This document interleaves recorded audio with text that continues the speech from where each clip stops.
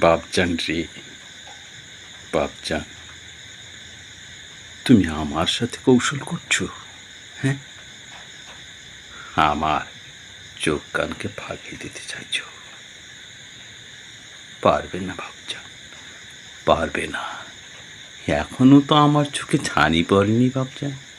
হ্যাঁ, এখনো তো আমার কর্ণ বধির হয়ে যায়নি বাপজান, যায়নি।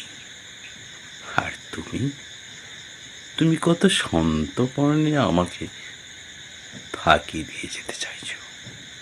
শোনো বাপজান, একটা কথা মনে রেখো, এই মস্করা ফাজিলামি তামাশা করার সময় জীবনে অনেক পাবে, কিন্তু যে সময় তোমার সামনে এখন লেখাপড়ার সময়, একে তুমি একবার যদি মিস্টেক করো না, আর ফেরাতে পারবে না, আর ফেরাতে পারবে না। ওই সিঁড়ি আর কখনো খুঁজে পাবে না, তোমার জীবন থেকে হারিয়ে যাবে, হারিয়ে যাবে ও সিঁড়ি।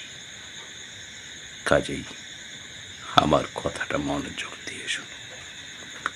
লেখাপড়ার মাথায় না, লেখাপড়ার মাথায় ওই ছ্যাঁকা পড়া দিও না, না হলে জীবনে পস্তাতে হবে, খুব বেশি পস্তাতে হবে। তাই বলি শোনো, লেখাপড়াটা ভালোভাবে করো, অন্তত পক্ষে জীবনে দুমুঠো ভাত রোজগার করে খেতে পারবে। আর যদি আমার কথাটা না শোনো, জীবনে খুব বড় ভুল করবে, আর এই ভুলের মাসুল আমাকে নয়, তোমাকেই দিতে হবে বাপজান, তোমাকেই দিতে হবে। তাই বলছি, লেখাপড়াটা ভালোভাবে করো।